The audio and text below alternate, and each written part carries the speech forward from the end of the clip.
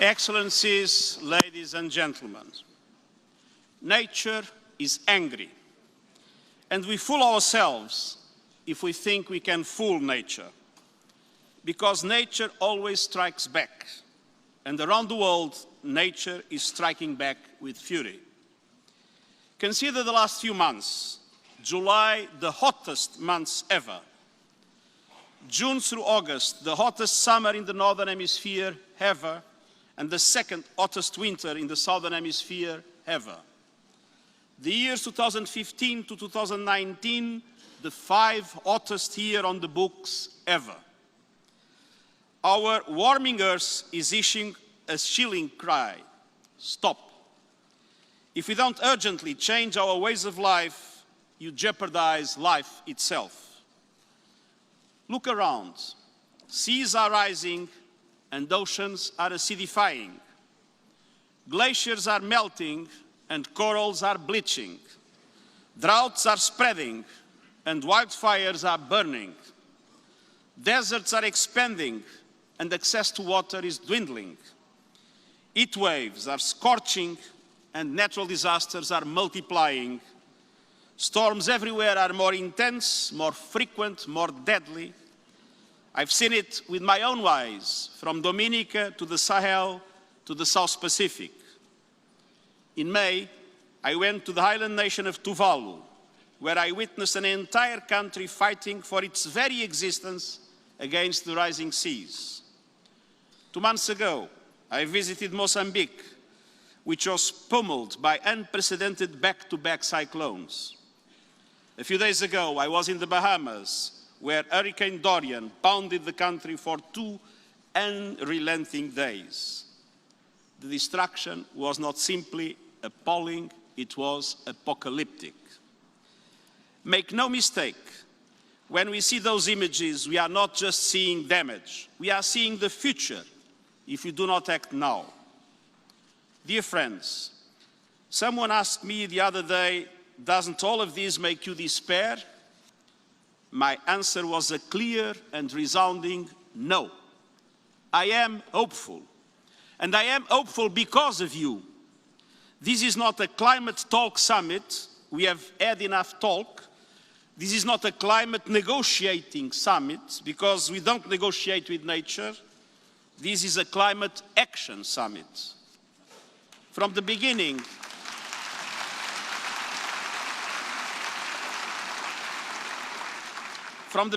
I said the ticket to entry is not a beautiful speech, but concrete action. And you are here with commitments. Governments are here to show you are serious about enhancing nationally determined contributions under the Paris Agreement.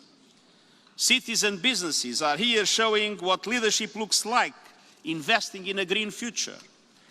Financial actors are here to scale up action and deploy resources in fundamentally new and meaningful ways. And coalitions are here with partnerships and initiatives to move us closer to a resilient, carbon-neutral world by 2050. I'm very grateful to the leaders and members of the 9 wide-ranging coalitions that worked with great creativity and passion so that we can all get the most out of this summit. And young people, above all, young people are here providing solutions, insisting on accountability and demanding urgent action. They are right. My generation has failed in its responsibility to protect our planet. That must change. The climate emergency is a race we are losing, but it is a race we can win. The climate crisis is caused by us, and the solutions must come from us. We have the tools. Technology is on our side. Readily available technological substitutions already exist for more than 70% of today's emissions. And we have the roadmap, the 2030 Agenda for Sustainable Development and the Paris Agreement on climate change. And we have the imperative, undeniable, irrefutable science. The best science, according to the Intergovernmental Panel on Climate Change, tells us that any temperature rise about 1.5 degrees will lead to major and irreversible damage to the ecosystems that support us. But science also tells us it is not too late. We can do it. Limiting warming to 1.5 degrees is still possible. But it will require fundamental transformations in all aspects of society. How we grow food, use land, fuel our transport, and power our economies. We need to link climate change to a new model of development, a fair globalization, with less suffering, more justice and harmony between people and planet. Dear friends, there is a cost to everything, but the biggest cost is doing nothing. The biggest cost is subsidizing a dying fossil fuel industry, building more and more coal power plants, and denying what is plain as day, that we are in a deep climate hole, and to get out, we must first stop digging. After all,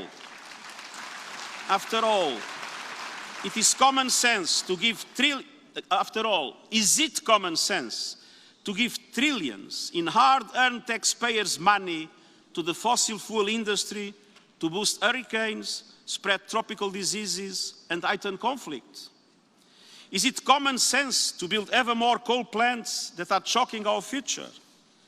Is it common sense to reward pollution that kills millions with dirty air and makes it dangerous for people in cities around the world to sometimes even venture out of their homes? It is time to shift taxes from salaries to carbon and to tax pollution, not people. Chers amis, la communauté scientifique ne cesse de nous rappeler. Nous devons à tout prix réduire les émissions de gaz à effet de serre de 45% d'ici à 2030, atteindre la neutralité carbone d'ici 2050 et limiter la hausse de la température globale à 1,5 degrés Celsius d'ici à la fin du siècle. Une accélération forte des financements climatiques est donc nécessaire. Il est ainsi indispensable de reconstituer les ressources du Fonds vert pour le climat, tout comme il est essentiel que les pays développés respectent l'engagement pris de mobiliser d'ici 2020 100 milliards de dollars par an de fonds publics et privés afin de soutenir les pays en développement dans leurs efforts d'atténuation et d'adaptation. Car même si l'on réussit à baisser les émissions, les effets dramatiques du changement climatique sont déjà là et l'adaptation est donc devenue une priorité absolue et une condition essentielle pour augmenter la résilience des pays et des communautés et éviter la souffrance humaine. Je remercie les pays qui ont d'ores et déjà augmenté leurs engagements, en particulier ceux qui ont doublé leur contribution au Fonds vert pour le climat. J'en appelle à votre audace. Avançons vers une transformation planétaire de la finance, une finance compatible avec un monde neutre en carbone. Chers amis, ce sommet n'est pas censé résoudre tous nos problèmes du jour au lendemain, mais il doit donner l'élan nécessaire pour activement mettre en œuvre les objectifs des accords de Paris. La dynamique créée ici aujourd'hui doit guider nos prochaines rencontres. La conférence des Nations Unies sur le climat qui aura lieu en décembre au Chili et l'année prochaine, la conférence sur le transport durable à Beijing, la conférence sur les océans à Lisbonne, la conférence sur la biodiversité à Kunming et le sommet sur la nature à New York. N'ayons pas peur d'être ambitieux, n'ayons pas peur d'accentuer la pression et surtout n'ayons pas peur de sans cesse rappeler la vérité et la réalité de la situation. Adressons aux dirigeants politiques et aux acteurs des marchés le message suivant. La transition vers une économie verte aboutira à de meilleures conditions de vie, à de meilleurs emplois, à une meilleure santé, à une meilleure sécurité alimentaire, à davantage d'égalité et à une croissance durable. Si nous avançons ensemble, personne ne sera laissé de côté. Dear friends, science tells us that our current path we face at least 3 degrees Celsius of global heating by the end of the century. I will not be there, but my granddaughters will, and your grandchildren too. I refuse to be an accomplice in the destruction of their own and only home. I will not be a silent witness to the crime of dooming our present and destroying their right to a sustainable future. It is my obligation, our obligation, to do everything to stop the climate crisis before it stops us. Time is running out, but it's not too late. So let us heed the calls of wise leaders, religious, business, and especially young people who are taking to the streets to demand that we change our relationship with nature now. Let us lace up our running shoes and win the climate race for us all. Thank you.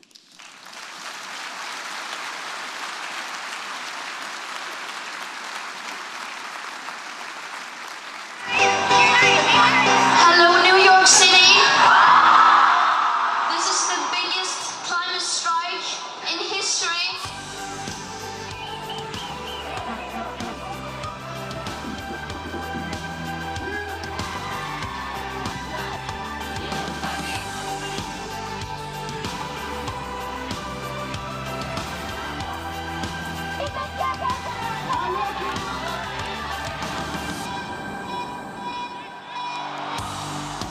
There's no planet B, so we have to make our difference now. This is the moment and the movement of our lifetime. Do you feel it? We need to take part in this conversation right now. We heard from youth yesterday all around the world, and today we're getting into action. We're getting into solutions. The project I'm presenting to you today works with biology as a storage device. We are building a climate solution. The one-stop solution for farmers. We don't want fossil fuels anymore. What the youth and grassroots movements are doing is absolutely essential. We have had enough of talking. There's no more time to talk. Listen to the science. We have to keep doing this until the leaders of the world start actually making changes. This is an emergency and our lives are at risk. How many children will it take for adults to listen to scientists?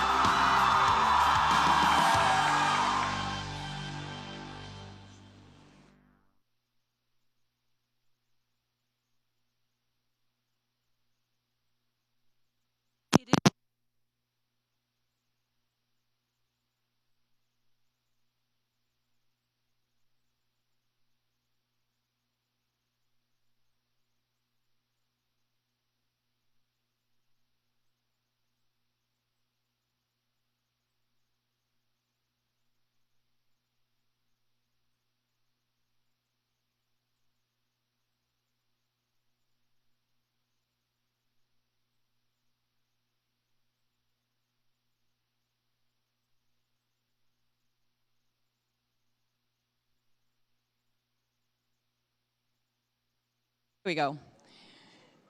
As you can see from the film, it is indeed young people demanding response for climate change around the world. And this past weekend, the youth had an opportunity to speak with the Secretary General. The SG now has the opportunity to showcase their views on the topic here with us. And I'm delighted to welcome to the stage Paloma Costa in the center. Anurag Saha Roy and Greta Thunberg.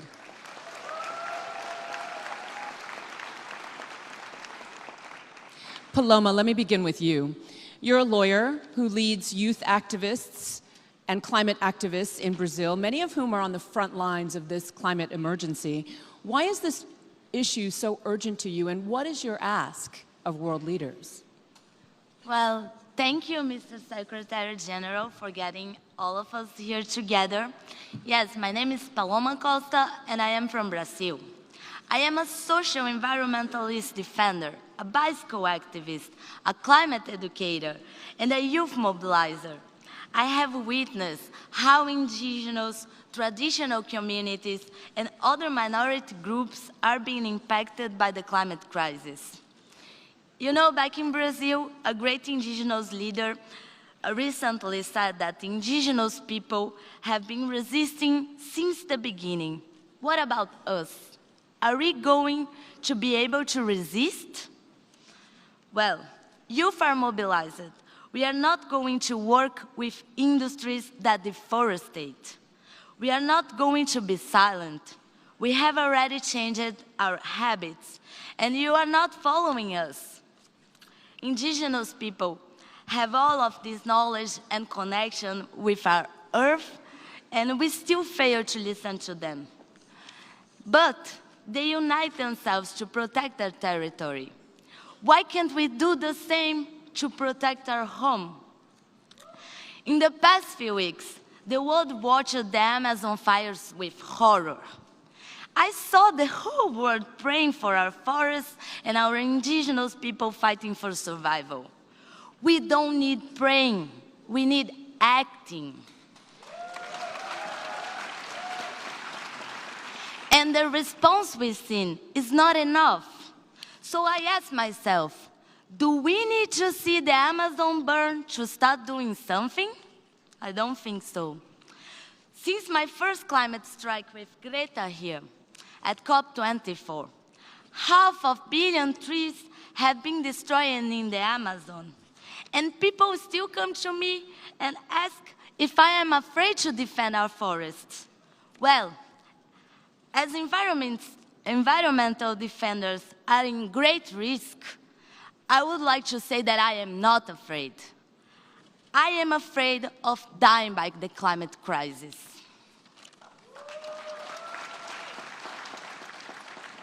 We are living through a climate emergency, and it is affecting our food security, our health, our lives. And we have the solutions for both resiliency and mitigation. We live now in a world divided. While we have here the greatest brands, there are still people outside here and inside here as well asking themselves if the climate crisis is real or not. Well, it is. The Secretary General, he challenged the whole world. And I've been working closely with the UN to help build the Youth Climate Summit last Saturday with the Youth Working Group. I know everyone here is ready. I know that. Will you stop the talk so we can turn solutions into actionable commitments?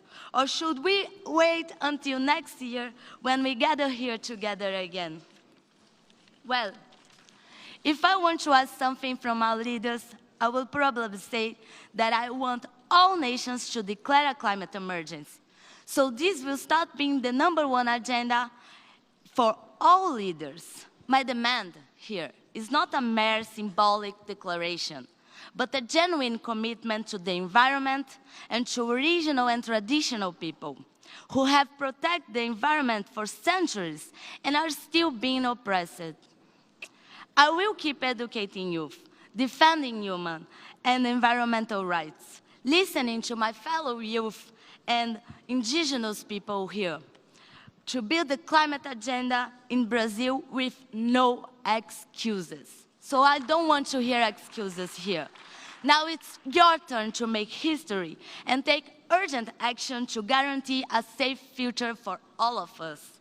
Let's do this together. We are here now. It's our time. Thank you.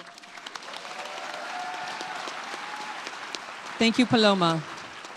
Anurag, at the Youth Climate Summit on Saturday, you were selected as the winner of the Young Entrepreneurs Competition. Congratulations.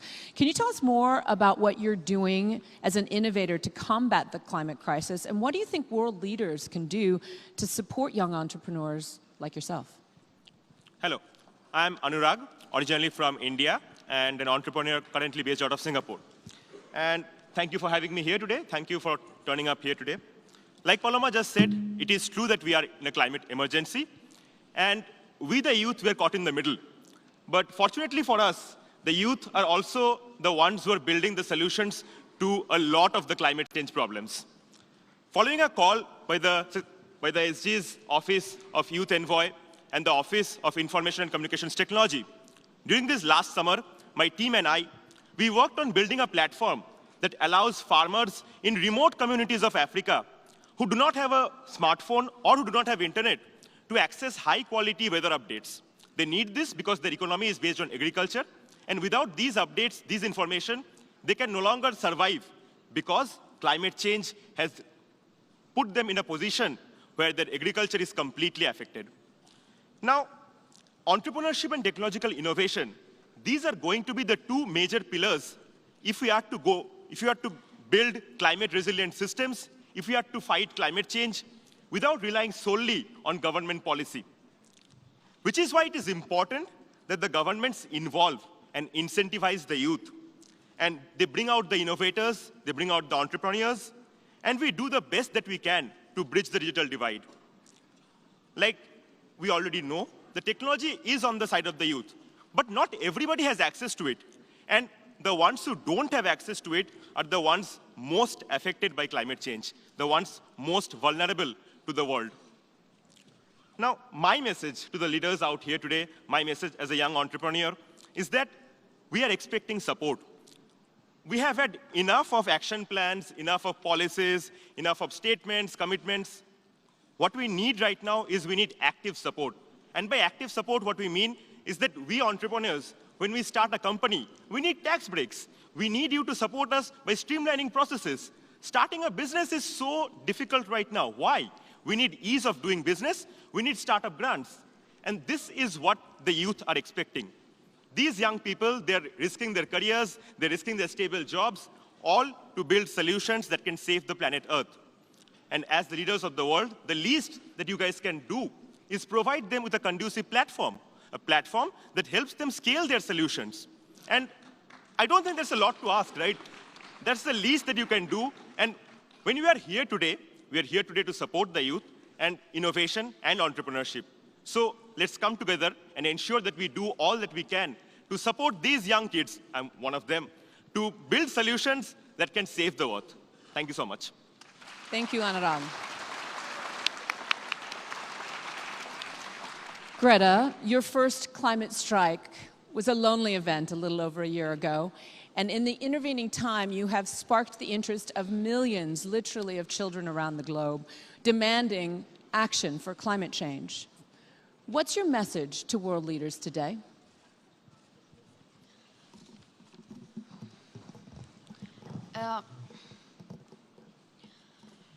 My message is that we'll be watching you.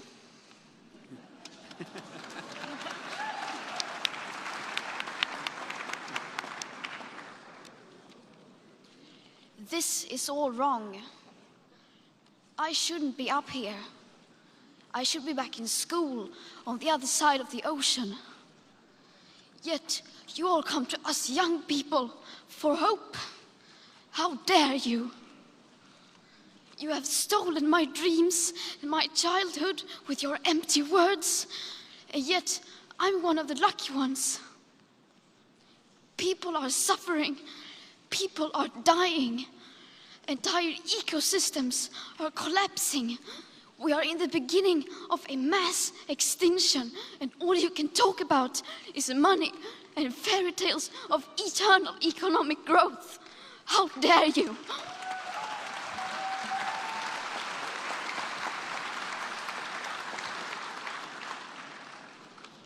For more than 30 years, the science has been crystal clear. How dare you continue to look away and come here saying that you're doing enough when the politics and solutions needed are still nowhere in sight? You say you hear us and that you understand the urgency. But no matter how sad and angry I am, I do not want to believe that. Because if you really understood the situation and still kept on failing to act, then you would be evil, and that I refuse to believe.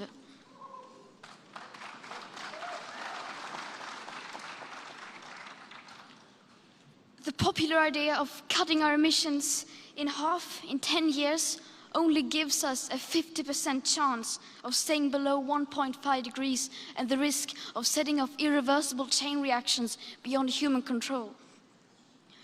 50% may be acceptable to you, but those numbers do not include tipping points, most feedback loops, additional warming hidden by toxic air pollution, or the aspects of equity and climate justice.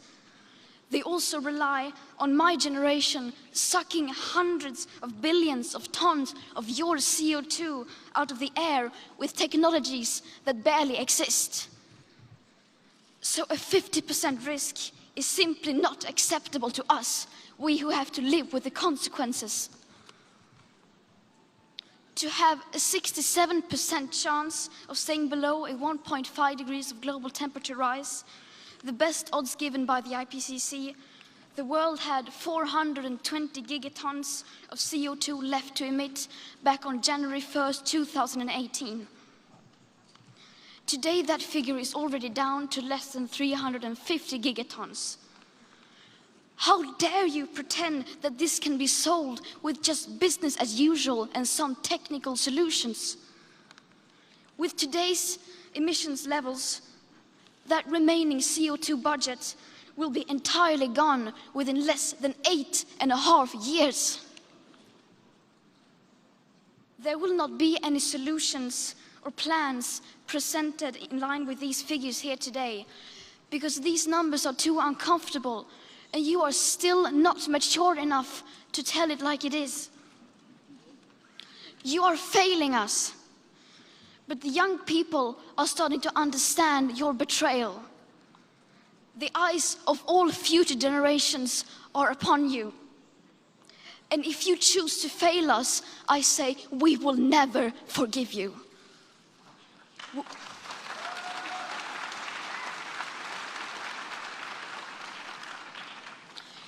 We will not let you get away with this. Right here, right now, is where we draw the line. The world is waking up, and change is coming whether you like it or not. Thank you.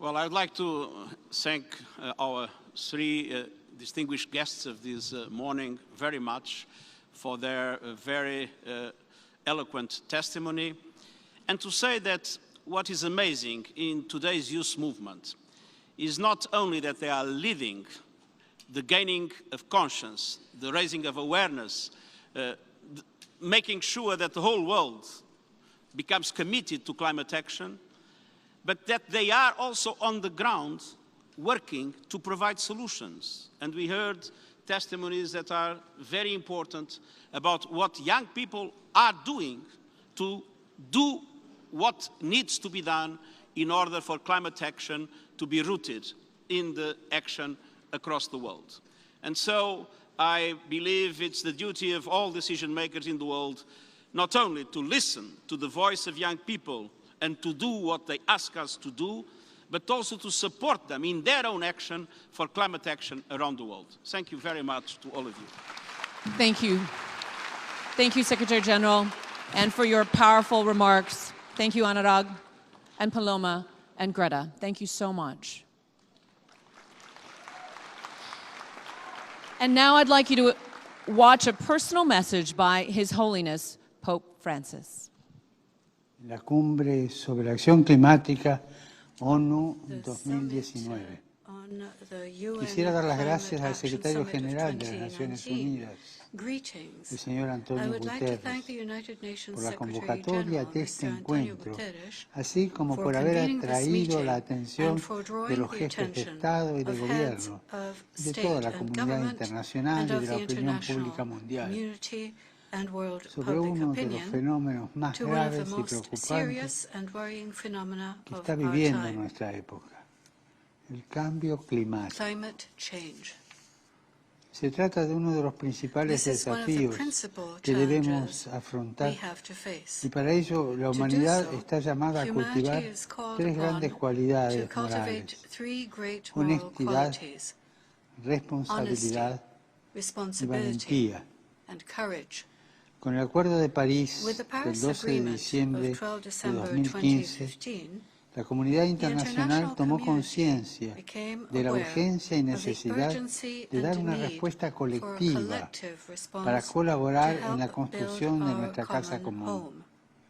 Sin embargo, pasados 4 años de aquel acuerdo histórico, se observa cómo los compromisos contraídos por los Estados todavía son muy flojos y están lejos de alcanzar los objetivos previstos. Junto a tantas iniciativas, no solo por parte de los gobiernos, sino de toda la sociedad civil, es necesario preguntarse si existe una verdadera voluntad política para destinar mayores recursos humanos, financieros y tecnológicos a fin de mitigar los efectos negativos del cambio climático y ayudar a las poblaciones más pobres y vulnerables, que son las que más lo sufren. Aunque la situación no es buena y el planeta sufre, la ventana para una oportunidad está. The window of opportunity is still open.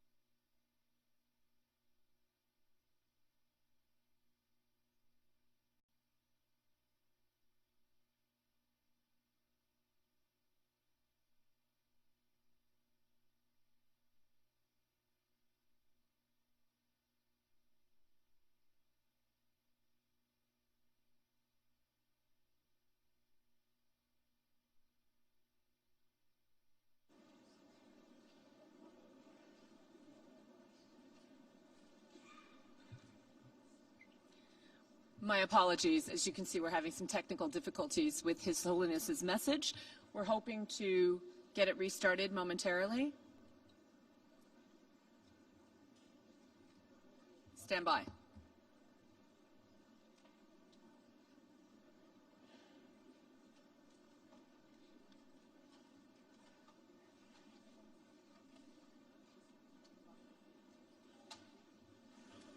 We'll hope to bring you the rest of his message at a later moment, but at this point, let's move forward. The Secretary General has asked member states to come ready to share with us their plans for enhancing ambition by 2020 and reaching a carbon-neutral world by 2050. We will now hear from 4 leaders ready to announce their ambitious goals and plans. I encourage all member states to keep their interventions to no more than 3 minutes and all other participants to 2 minutes. An ambitious plan can be presented in that time. I would request all to respect those time limits as we can hear from all invitees to the summit. I will return to the stage to visually remind speakers that time is of the essence. And with that, I would like to now invite to the stage Her Excellency Jacinda Ardern, Prime Minister of New Zealand.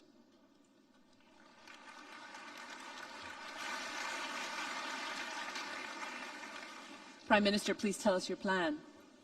Kia ora koutou katoa, ngā mihi nui kia koutou a malo ni. Your Excellencies, recently I visited the remote atolls of Tokelau in the South Pacific. With a population of 1,500 people that is only accessible by boat, they have a story not often heard, but a message that must be shared. It's a message underscored by their new coastal walls, which are already toppling over as a result of the assault by the sea, by the seaside burial grounds, which are eroding and shifting, and by the children who tell you they are worried about the future of their home. Ladies and gentlemen, it's a message of urgency, one the Secretary General himself heard when he visited the Pacific recently. But if we are to overcome the extraordinary threat that climate change poses, we must all start with an honest appraisal of ourselves. Although New Zealand accounts for only 0.17% of global total emissions, our gross emissions have increased roughly 23% since 1990. But also, as with many here, things are starting to turn around. There is hope. Our gross emissions peaked in 2006. Over 80% of our electricity already comes from renewable hydro and wind. and we have begun an ambitious agenda.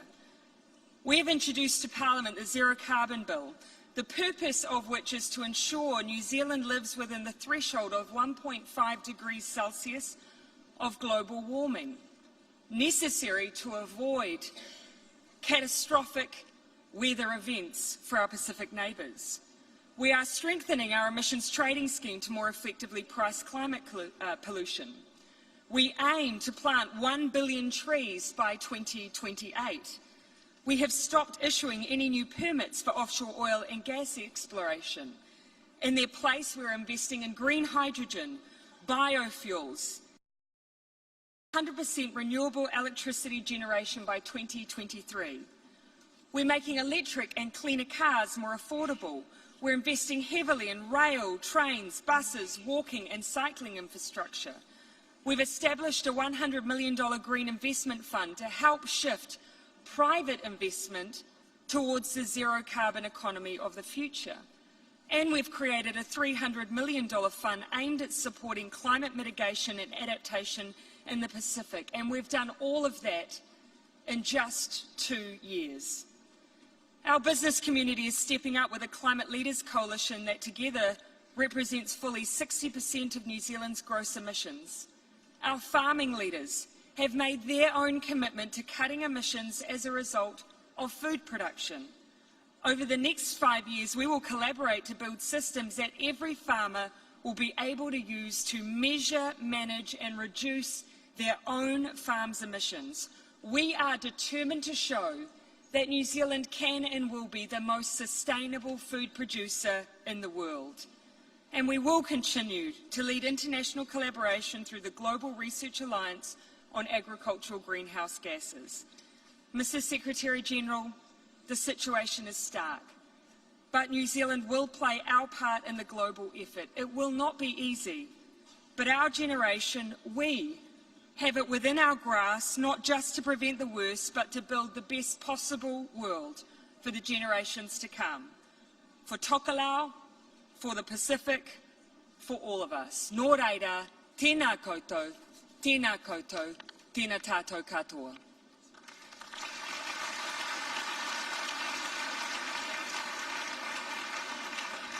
I would now like to invite to the stage Her Excellency Hilda Heine, President of the Republic of the Marshall Islands.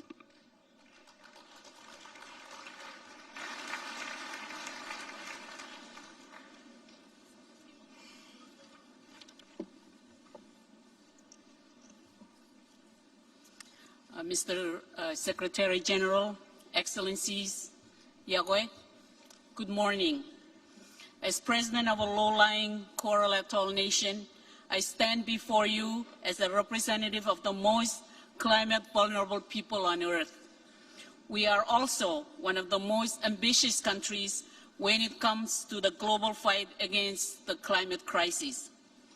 Mr. Secretary General, in the spirit of the Paris Agreement and in line with your call to every country, we have already submitted a second and more ambitious nationally determined contribution, as well as a decarbonization strategy to reach net zero emissions by 2050. Other countries must now follow our lead.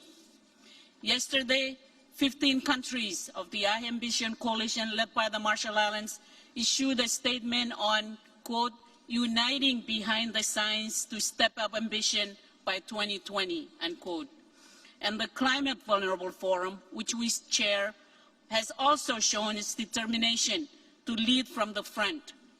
We are now calling on others to join us, including by joining yesterday's statement.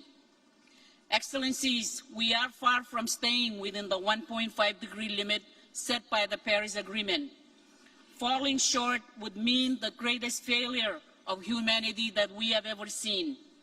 As the Global Commission on Adaptation has said, not enough is being done to adapt our world to the impacts that we have already locked in, let alone the worst that would yet to come.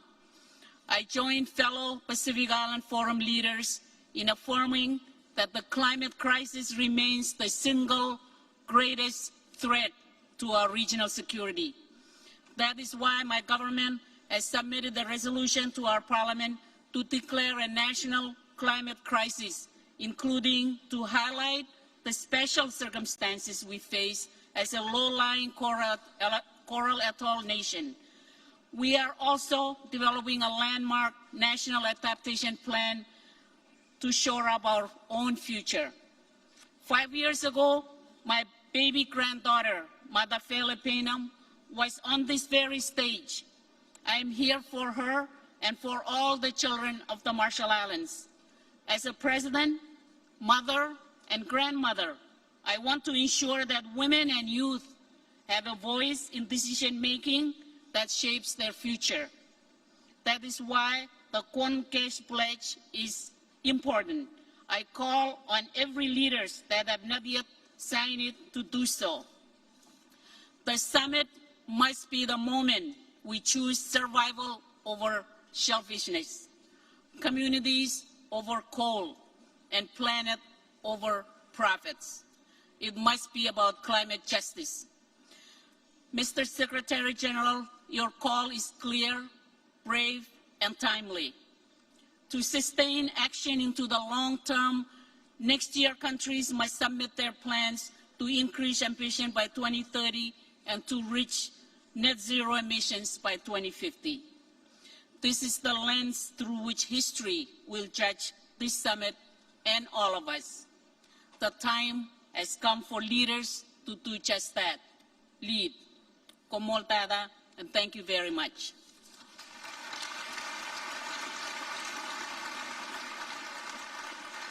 Thank you, Excellency. I now invite to the stage His Excellency Narendra Modi, Prime Minister of India.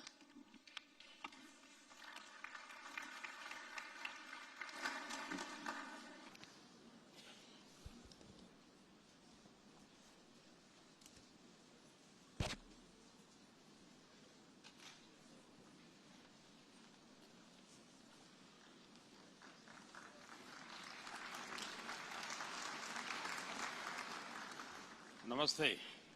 Good morning.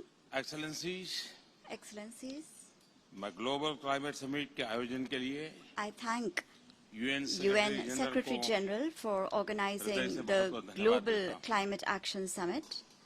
पिछले वर्ष champion of the After having received the Champion of the Earth award last year, UN में मेरा this ये is पहला my संबोधन first opportunity to address the United Nations. और ये भी सुखद संयोग है And it is a happy कि न्यूयॉर्क coincidence दौरे में मेरी पहली that सभा the subject of my climate विषय first पर हो meeting रही है। in New York is climate. Excellencies, Excellencies, climate change को लेकर दुनिया भर में various efforts अनेक प्रयास are हो रहे being हैं। made by different countries लेकिन to हमें fight ये बात climate स्वीकारनी change. होगी But we must कि accept गंभीर चुनौती that का if मुकाबला we करने have के to लिए overcome a serious उतना नहीं challenge किया like जा रहा climate है change, then जितना what we कि are doing at the moment होना is बहुत just अनिवार्य है। not enough. आज जरूरत है What is needed today एक comprehensive approach is की a comprehensive जिसमें approach education, which covers education, values और lifestyle से and लेकर everything from development lifestyle to philosophy developmental भी शामिल philosophy. हो। आज जरूरत है What we need behavioral is a change global के लिए एक people's विश्वव्यापी movement to जन bring आंदोलन about खड़ा करने behavioral change. प्रकृति का सम्मान The respect for और nature नेचुरल रिसोर्स का संरक्षण and the protection of ये हमारी natural परंपरा resources have been और वर्तमान important प्रयासों का हिस्सा aspects रहा of both our traditions and present-day efforts. not greed Need, has been our not greed, has guiding been principle. our guiding principle. और इसलिए And therefore, आज भारत इस विषय India पर is here today सिर्फ बात करने नहीं not just to talk about बल्कि एक the व्यवहारिक seriousness सोच of this issue, और रोड मैप के but to साथ आया present a practical approach and a We believe roadmap. that We believe an ounce that an of ounce practice of practice is is worth more than more than a a ton of of preaching. हम भारत में In के India, fuel mix में We are going Non-fossil to fuel की increase हिस्सेदारी the share of बढ़ा रहे हैं। non-fossil fuel in our fuel mix हम and 2022 तक increase by renewable 2022 energy में our renewable अपनी energy capacity को capacity to 175 gigawatts, and we are committed to further increasing this to 450 gigawatts. We are encouraging e-mobility in our transport sector. India is also working to considerably increase the percentage of the biofuel blended in petrol and diesel. We have given gas connections for clean cooking to 150 million families. We have started the Jal Jeevan mission for water conservation, rainwater harvesting, and for the development of water resources. And in the next few years, India is going to spend approximately $50 billion on this. Excellencies, if we talk about our actions at the international level, about 80 countries have joined our International Solar Alliance initiative. I am very pleased that India and Sweden, together with other partners, are launching the leadership group within the industry transition track by bringing governments and the private sector together. This initiative will play an important role in developing low-carbon pathways for industry. In order to make our infrastructure resilient in the face of disasters, India is launching a coalition for disaster-resilient infrastructure. I invite all member states to join this coalition. This year, on the occasion of India's Independence Day on the 15th of August, we called for a people's movement to end the use of single-use plastic. I hope that this will create an awareness at a global level against single-use plastic. Excellencies, I am pleased to let you know that tomorrow we are going to inaugurate the solar panels installed by India on the roof of the UN building. The time to talk for talking is over. The world needs to act now. Thank you. Thank you very much. Thank you very much.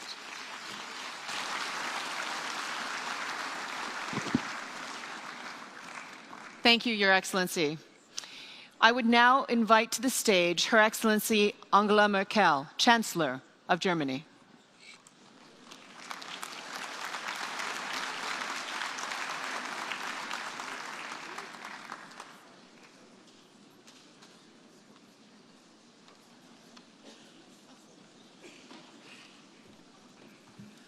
Meine Damen und Herren, Ladies and gentlemen, liebe Kolleginnen und Kollegen, wir alle haben den Weckruf der Jugend gehört.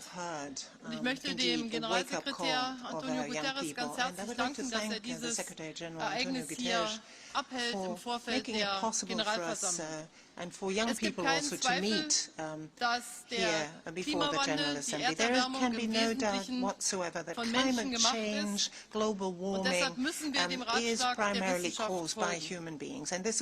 Es ist eine globale Herausforderung, die nur gemeinsam bewältigt werden kann, denn wir haben alle nur eine Erde. Der Maßstab für unser Handeln muss das Pariser Abkommen sein, das den Rahmen setzt, die Erderwärmung auf 1,5 Grad zu beschränken. Die Industriestaaten sind die Verursacher dieser Erderwärmung, wie wir sie heute sehen. Die Entwicklungsländer sind die Hauptleidtragenden. Und deshalb haben wir als Vertreter der Industrieländer die Pflicht, Innovation, Technologie und Geld einzusetzen, um die Wege zu ebnen, um die Erderwärmung zu stoppen. Deutschland sieht seine Verantwortung international und national.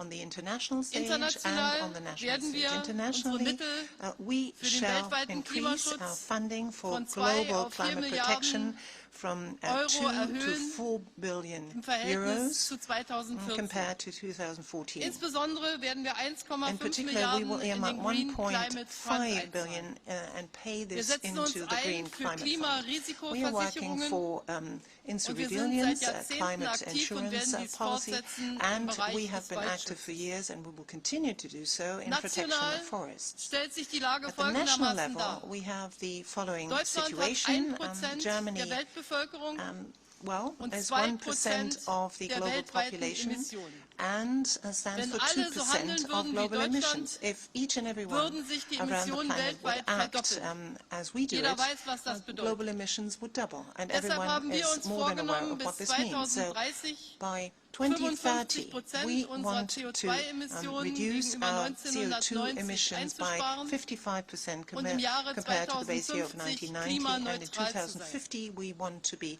Dazu climate wollen wir neutral. 2030 In 65%, das heißt 2/3 we unserer want Energieversorgung to aus erneuerbaren Energien erwirtschaften.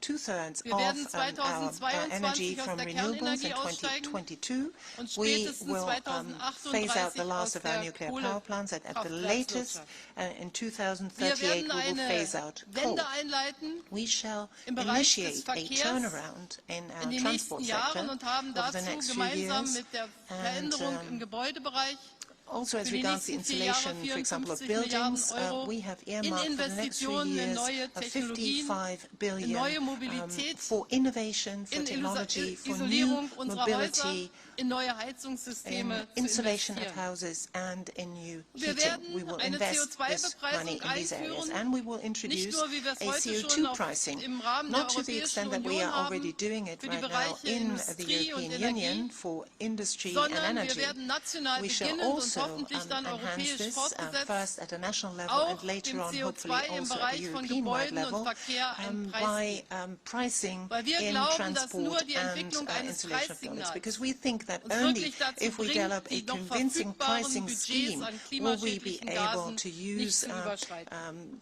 what is Insgesamt left sehen wir uns und unser by Land way of a vor sort einem of limit tiefgreifenden Wandel, and will not bei dem wir durch it will not Anreize auch die be Menschen mitnehmen müssen. increasing that. Es gibt We obviously diejenigen, have die to put down aktiv the sind und necessary demonstrieren incentives in order to und take uns people Druck along. machen. There are people Aber es down gibt auch die out in the Zweifler. streets who Und protest Aufgabe jeder Regierung and who ist try to convince es, us, but alle there are also Menschen those who are still mitzunehmen. doubtful Diese that Aufgabe climate stellt sich change Deutschland actually exists. And mit we seinen have to gerade am letzten try and take Freitag these people beschlossenen along. We in Maßnahmen Germany have und tried dem, to was do wir this bisher by the getan measures haben. we agreed on Wir last werden Friday, unseren by what Beitrag we have zu einer done so far. nachhaltigen We will give Wirtschaft a und zu einem contribution to a nachhaltigen Leben sustainable weltweit leisten.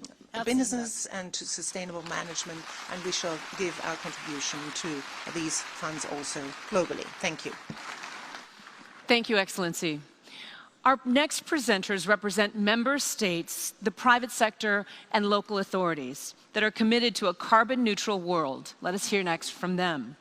I invite now His Excellency Sebastián Pinera Echenique, President of Chile, His Excellency Sauli Niinistö, President of Finland, Mr. Michael Bloomberg, UN Special Envoy, Ms. Valérie Plante, Mayor of the City of Montreal, and the CEO of Alliance, Mr. Oliver Bäte, to take the stage.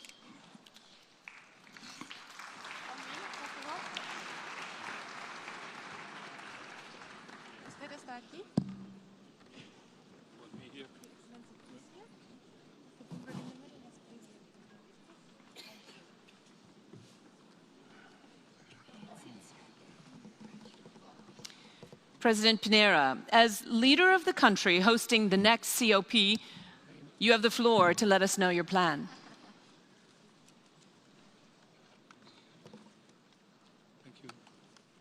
Muy buenas tardes. Bueno, el hombre es la criatura más inteligente que Good habita morning la to all Tierra. of you. Pero también Humans are the most la intelligent que es capaz de creatures destruir su propio living on planeta. Earth, but also Y the esa es una only ones contradicción able que to tenemos que destroy enfrentar. their own planet. And Las that is the señales que da contradiction el we cambio must face. climático son absolutamente Climate concluyentes y change abrumadoras. Esto no es un signs tema de are fe ni de conclusive. ideología. This is Es un not tema de an ciencia. issue of Y tenemos ideology que or aprender belief. a escuchar It is mejor a la science. ciencia. We must listen Todos los better pronósticos to science. All of the prognoses show that we're on the wrong track. Just one example, the last 5 years are going to be the hottest temperatures that ever have been recorded in the history of humanity. As a consequence, there is no doubt whatsoever that faced with this reality, we must change the way that we do things.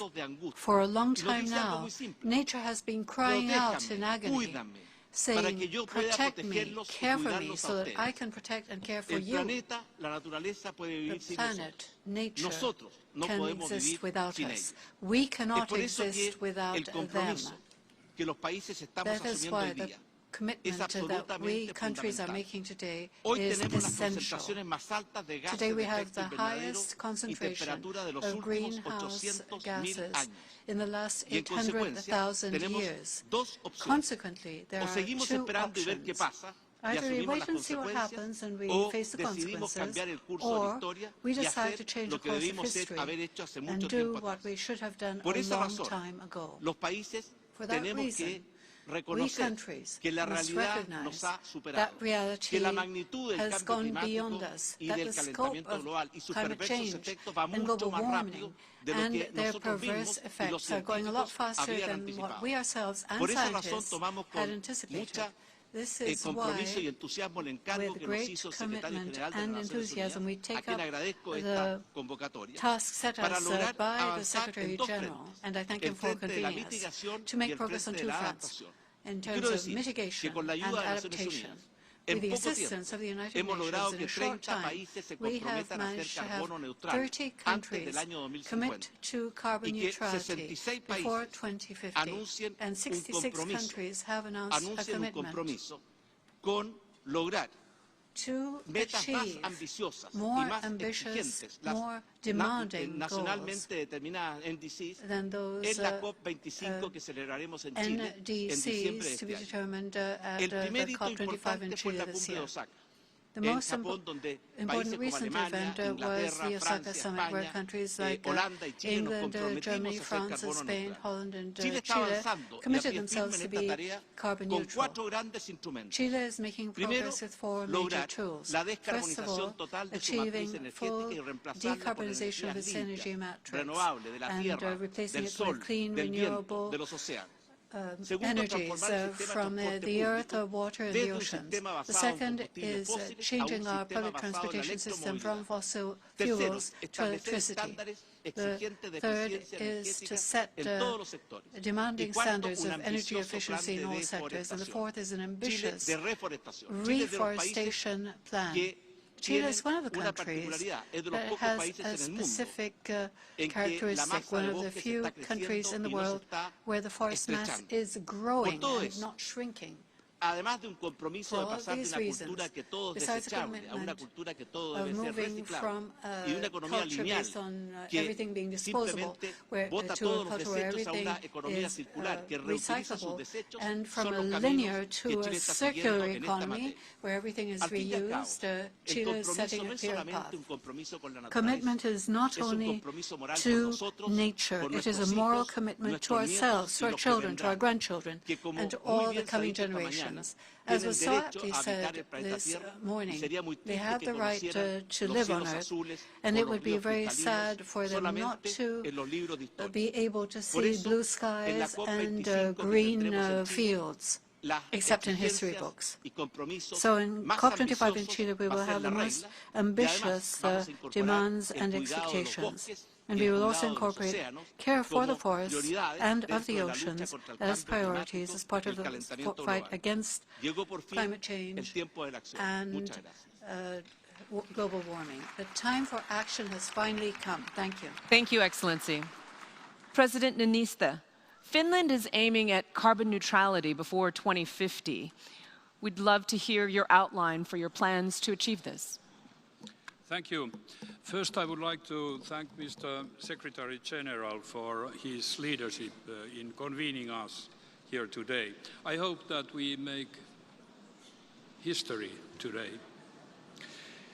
The scientific evidence and case for the urgency of climate action is beyond all doubt. We have to do something. We heard young people during the weekend earlier on today here. The question, or what Greta Thunberg said, they will be watching us and they will not let us go. This must be taken very seriously. I start from Finland by telling that we try to convince ordinary Finnish people to take notice in their daily life on climate change.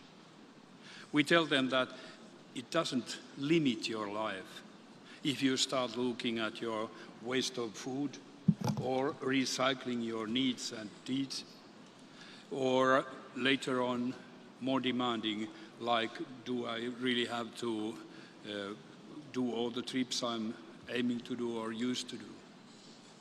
Because surely they know that one individual can't have that much impact, but the mindset is here most important. If everybody has a mindset in keeping in mind that my behavior has an impact to climate change, such a mindset would spread to us politicians. It would be easier to make decisions if we know that people understand it. To business life, that would also enlarge the mindset. Secondly, just before this meeting, I received a message from Lord Nicholas Stern. He wrote, "Ambition depends on finance, and finance follows ambition." Finland and Chile have together collected a coalition of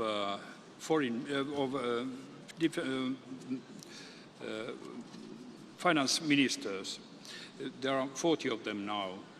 They have agreed on Helsinki principles.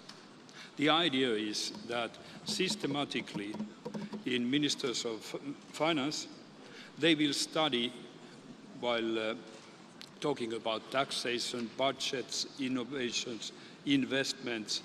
They will also check what is the environmental impact, what is its impact on climate change.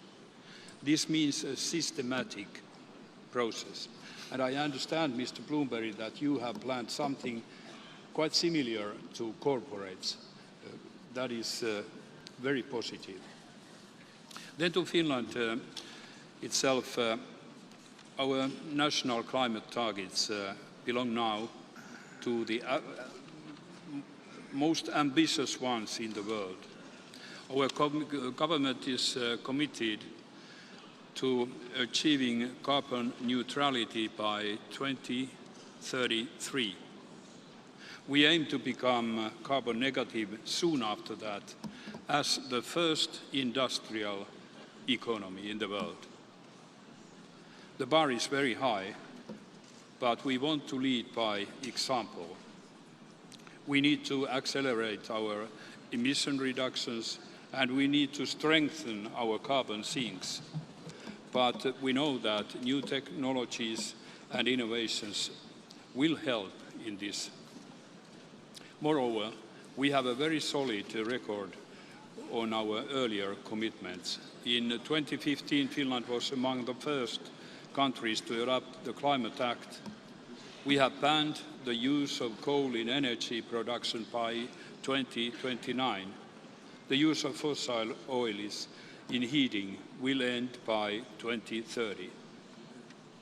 To conclude, let me assure you that we in Finland are fully committed to decisive climate actions, globally, in coalition with others, and nationally. Thank you.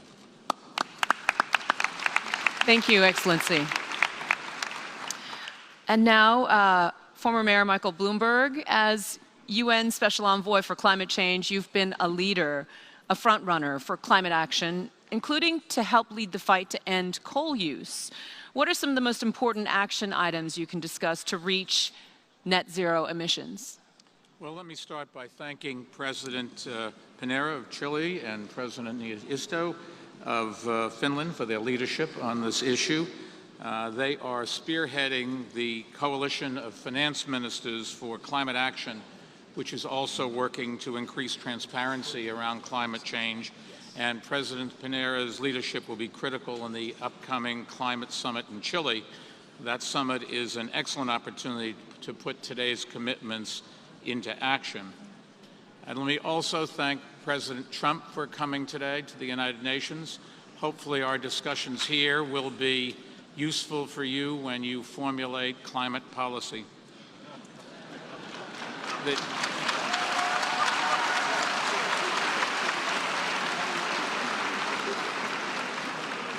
The most important thing that we can do is to phase out coal as fast as possible, and we are making progress.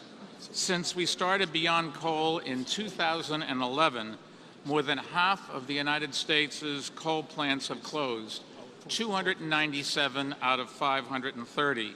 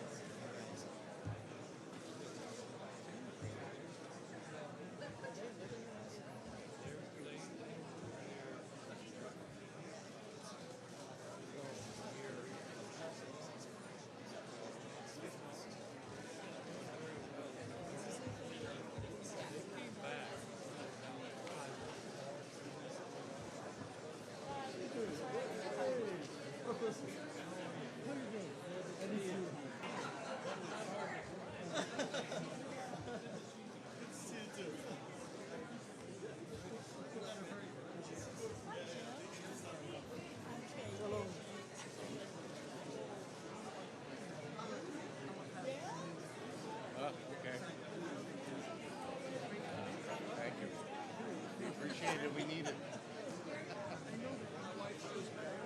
Hi. Rose, God bless you.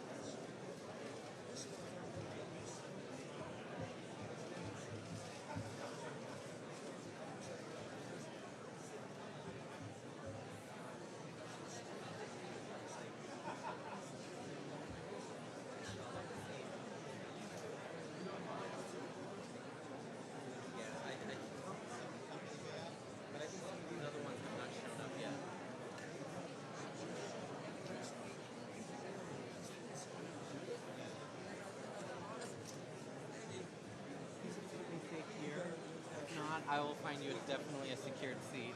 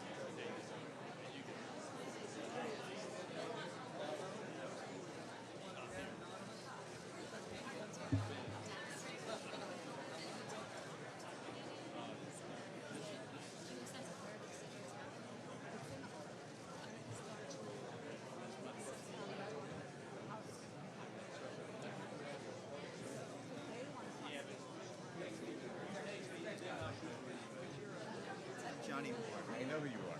My name is Abba Cohen. I work for President Israel of America. And we work on many similar things with years. I've been in Washington for 30 years. That's like a lot of, I just moved to D.C. Really? Yeah, from Southern California. So really? And I tell people, I was born in Washington.